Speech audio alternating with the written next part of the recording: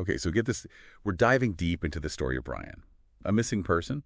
We've got a novel, Shadows of Atonement, and what looks like someone's research on him. Mix of online stuff and real-life encounters. But here's the thing. The more we dig into it, the more it feels like Bryan was trying to save everyone but himself. And there's this nagging feeling like there's more to him than meets the eye. Yeah, it really makes you think about that question. Can someone be both deeply flawed and a hero at the same time? Bryan's story is a great example of the duality of human nature. Let's start with the disappearance. His wife, Elizabeth, finds a letter and his wedding ring. That kicks off this frantic search. But that letter, though, it ends with, "I'm trapped alone in a darkness that I can't escape, and I'm tired of fighting." Pretty chilling, right? Chilling, yeah. And then it gets even more complex when their son Alex comes into the picture. He's super tech savvy, and he starts noticing these clues on Bryan's phone. Photos, a carved message, always. Yeah. And this weird pattern of locations, you really get a sense of his determination to find his father. It's like he's a digital detective or something. I mean, he even recovers deleted files from Bryan's laptop and finds these disturbing stories about violence. It's like a whole other side to Bryan. It clashes with the loving husband and father everyone thought they knew. Yeah, this is where that duality we were talking about really comes in. Because alongside those dark stories, there are these really loving letters and messages to Elizabeth and Alex. It's almost like two sides of the same coin, you know? Right, and then Detective Hayes starts looking into Bryan's online activity and his posts. They swing between these declarations of love for his family and these bitter rants full of anger and despair. It's like he was battling these inner demons, but putting on a brave face for the world. Yeah, makes you wonder, how many people are out there fighting similar battles? It's fascinating, right? We see these glimpses of the silent hero everyone keeps mentioning, this man who helped so many people. But then we also see this other darker side, this inner turmoil he's dealing with.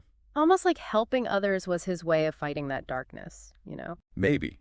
But then things take a really sharp turn. Bishop, the man Elizabeth had an affair with, he's tied to an explosion at his trailer park. There was this confrontation between him and Bryan, and it's clear things got out of hand. The explosion's a big turning point in the story. Elizabeth and Alex barely escape. They're saved by this mysterious figure named D-Man. It's like the danger level just went way up. And now we have this new player who seems to know a lot more than he's letting on. Yeah, this is where it starts to feel like there's more going on here than meets the eye. Like it's not just a missing person case. But before we jump into that, let's talk more about this silent hero idea. What kind of man was Bryan behind closed doors? What made him help others, even when he was dealing with his own struggles? That's the big question, isn't it? And the answer, I think, is a lot more complicated and interesting than we might expect. You know what strikes me about this whole thing is how consistent the silent hero idea is.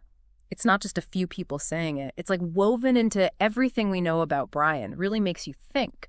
What makes a person act heroically, even when they're dealing with so much darkness themselves? So give us a picture of that. Like, what are some examples of Bryan helping others? Okay, so there's a former student of his, Stephen. He was trapped in this really abusive home life. And Bryan didn't just offer advice, he actually helped Stephen escape, which is pretty incredible when you think about it, putting himself on the line like that. Wow, yeah. Yeah. Especially considering what he was going through himself at the time. It's almost like he was drawn to helping others who were hurting. Like maybe it was a way to try and heal himself. That's an interesting thought. And Stephen's not the only one. There's this young barista Bryan befriended, Lily. She was overwhelmed with college, facing an unplanned pregnancy, really struggling with anxiety. And Bryan started tutoring her. But their sessions became so much more than that. He helped Lily find the strength to face her challenges head on. It's amazing how many lives he touched. But what's really interesting is that he never wanted any credit for it. He just quietly helped people, expecting nothing in return. Yeah, and that's what's so powerful about his story. It speaks to the good that can exist within all of us, even when we're flawed and broken. Okay, so we're seeing this pattern of Bryan reaching out to people in need, offering support guidance, genuine empathy. But the question remains, why? What was driving him to do all of this? Was it just in his nature, or was there something more going on? Well, this is where things take a fascinating turn. Remember D-Man, the mysterious guy who rescued Elizabeth and Alex from the explosion. He reveals something shocking about Bryan's past. Bryan was the sole survivor of a classified military program designed to enhance human potential. Wait a minute. A classified military program? Are we talking like some kind of super soldier experiment? Not exactly super soldier, but the goal was similar. Imagine gene therapy genetic enhancements. all aimed at pushing the limits of human capability. They wanted to create people who could exceed normal limitations. So Bryan was like a scientific experiment. That's heavy. But if he had all this enhanced potential, why did he seem so ordinary? Well, that's the thing. The modifications weren't meant to be instant or obvious. They were designed to activate gradually, triggered by certain conditions or even emotional states. It's like this dormant power waiting to be unlocked. Okay, that makes sense. But could Bryan's altruism, his drive to help people, could that be a side effect of this genetic manipulation? It's definitely a possibility. D-Man suggests that Bryan's abilities might be tied to his emotional state, like his empathy and selflessness could actually be amplifying his potential. Whoa. So we have this man wrestling with his own inner demons, trying to cope with the pain of betrayal. But at the same time, he has this incredible potential for good, a potential he might not even fully understand. That's the core of Bryan's story. It's what makes him so fascinating. He's this paradox, a broken man who helps others heal, a flawed hero who inspires hope. And then there's the bunker, this hidden world D-Man takes him to. What's the significance of that? It feels like a turning point in the story. The bunker's more than just a hideout. It's a sanctuary, a symbol of what Bryan's future could be. It's stocked with supplies, advanced technology, and there are hints of even deeper secrets waiting to be uncovered. Deeper secrets? Yes. Like, what? Come on, don't leave us hanging. Well, D-Man mentions these top secret crates, but he doesn't say what's inside them. And then there's the fact that the bunker was built specifically for Bryan by a woman named SGD. It seems like she knows a lot more about his past than he does. It's like Bryan's being pulled in two different directions. Towards this new hidden world where he might finally find some answers, and towards the darkness that's still haunting him. And let's not forget about David, the man Bryan saved from suicide years ago. He's now one of Man's operatives, tasked with protecting Bryan and his family. It's like even in his darkest moments, Bryan was setting things in motion that would shape his future.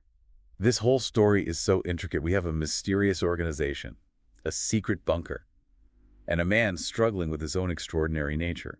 But where does Elizabeth fit into all of this? What happens when Bryan sees his family again? That's where things get really interesting.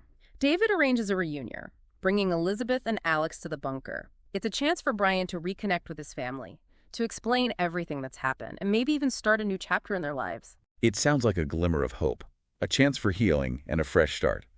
But there are still so many unanswered questions. What challenges will Bryan and his family face in this new hidden world? What secrets are hidden in those top secret crates? And will the organization that's been trying to control Bryan ever really let him go? Those are the questions that keep us on the edge of our seats. And as we delve deeper into Bryan's story, we're going to uncover some answers that are both shocking and profound. We're in the bunker now, this incredible hidden world built for Bryan by Mrs. GD. It's like something out of a sci-fi movie. It really is. I mean, this bunker is self-sustaining with levels for everything. Agriculture, livestock, advanced technology, medical research. It's built to withstand pretty much anything you can imagine, a testament to Mrs. GD's meticulous planning. But what about Bryan? He's finally with Elizabeth and Alex again. What happens next? Do they just try to adapt to this new life underground? The sources don't tell us everything, but they do give us some clues. Remember those top secret crates we talked about? Well, it turns out they have information about Bryan's past, specifically about the experiment that changed him. So Bryan finally gets some answers about where he came from. What does he learn? The details are still kind of murky, but we find out the experiment was way bigger and more sinister than he thought. It wasn't just about making humans better. It was about control, about making people who could be manipulated and used as weapons. Used as weapons? You mean like Bryan was supposed to be some kind of super soldier? It's a disturbing thought. The organization behind the experiment saw Bryan as a prototype, the model for a new kind of human. They wanted to use his abilities for their own purposes, whatever those might be. This is intense. It sounds like Bryan's whole life has been controlled by forces he doesn't even know about. He's been caught in this web of manipulation right from the start. That's an important point. If they could control Bryan, could they control others like him? Could there be more people out there who don't know their true potential being used by someone else? That's a scary thought. This is way more than a missing person case now. We're talking about a conspiracy that could affect the whole world. Exactly. And it's not just about the past. It's about the future, too. The organization definitely has plans for Bryan, even if we don't know what they are. They see him as a valuable asset, someone they want to use for their own game. But Bryan's not alone anymore. He's got Elizabeth and Alex and David, who's clearly protecting them. That's true. But they're up against a powerful enemy. This organization has resources, influence, they're everywhere. So what does it all mean? What's the big takeaway from Bryan's story? It shows us that even in the darkest times, there's still good.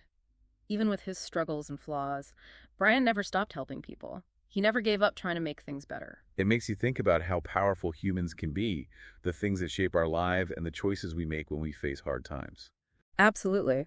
Bryan's story is about how strong the human spirit can be, the power of compassion and empathy, and how important family is. It's a story that makes us look deeper, to question what we're told, and to see the hidden things that might be happening around us. Bryan's story leaves us with a lot of questions. But it's definitely a story that sticks with you. It makes you wonder if he really unlocks his potential. What could he do in the world? And will the people who tried to control him ever really let him be free? Those are the questions we have to think about. And I have a feeling the answers are going to be more complicated and interesting than we can even imagine.